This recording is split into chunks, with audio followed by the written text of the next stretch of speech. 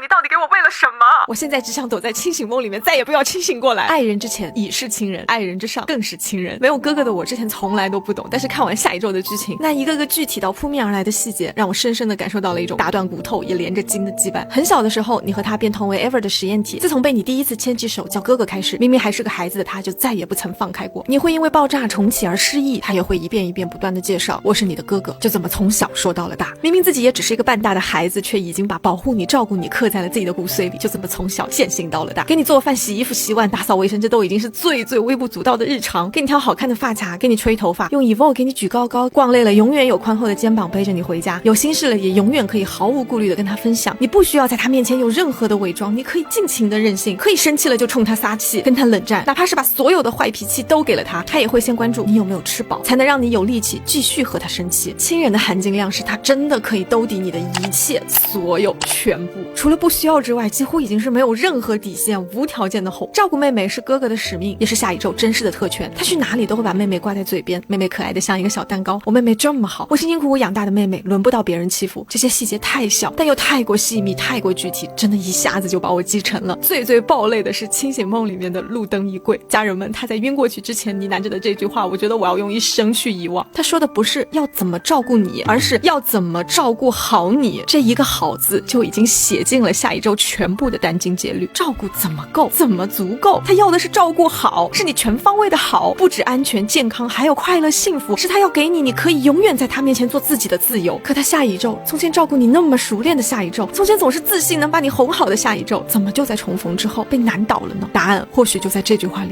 下一周你好倒霉啊！如果还能穿越到曾经，我一定会狠狠地扇我这张死嘴，没事说什么谶语啊。是啊，家人们，为什么下一周这么倒霉啊？脱去尾骨的竞技感，脱去阴湿与阳光的反差，脱去所有让人一眼驻足的标签，下一周最吸引我的地方恰恰在于他是一个被残酷现实狠狠碾压的倒霉的普通人。正因为是普通人，所以他才活得如此的用力，爱得如此的用力。可哪怕已经用尽了自己的全部力气，也似乎难以撼动那残酷的现实。在他的身上，我看到了戏剧中小人物与大困境的对抗，是他还没有来得及完全成熟，还没有来得及足够强大，在羽翼尚未完全丰满的时候，就硬生生的被扯掉了梦想的双翼，坠入现实的混沌。那个曾经想要高飞的云端之梦，巧合似的成为了他被芯片改造的93%。相信我，戏剧中从来都没有巧合。这个93的重合，就像是梦想与现实的重合，明明只差一点点，他20多年的努力就在一夕之间被无情的剪除。普通人的困境就在于现实从来不会给他选择，无法选择的出身，无法选择的成长环境。他如此用力的活着，也不过只能在普通人当中搏一个优秀；他如此用力的爱着，也不过只敢奢望一个100年。在没得选的开场当中，好不容易靠努力博来了一些选择的自由，却又因为一场爆炸烟消云散。在那场爆炸之后，他被 Ever 回收，植入了会抑制和影响情绪记忆的芯片，被安排在远空舰队，成为了任卢教授驱使的一把好刀。最残酷的是，在这件事情上，他再一次没了选择，他必须成为这把好刀，还必须尽心竭力挤破脑袋证明自己是最好用的那把刀。只有这样，他才能成为比你更有利用价值的那一个，从而让 Ever 暂时把注意力从你的身上移开。可是哪怕下一周已经拼尽了所有，也不过只能搏一个暂时。 Ever 从来都没有放弃过你，下一周又怎么可能会不知道？所以他再怎么想也不敢去见你，他必须要在摄像头面前和你演好审讯的那场戏。无论你多么的想要知道真相，他也不敢告诉你，他恨不得把你关起来锁起来藏起来，藏到一个绝对安全绝对不会被找到的地方。他也曾有过皎若明月的航天梦，也是曾受过表彰的凌空英雄，可如今那些风雨，那些不堪，那些会弄脏手的污名，只能由他来背负，由他来承担。这已经是不给他选择的情况下他能找到的最优解和为你做到的全部了。再度重逢，陌生的环境下有点陌生的他，会因为爱到过于用力而让你感到有点压力。可当知晓一切真相之后，他所有的用力便成为了扎向我的一把巨刀。除去被剪掉的93%，也是他生命中剩下那唯一的7%。下一周已经只有你了，但是我愿意相信这7%，因为属于下一周的人物弧光还远远没有开始，所以我个人更愿意把这句台词也理解成是文案的一语双关。无论发生什么，我们都可以相信下一周，对吗？家人们，请大声的告诉我你的答案吧。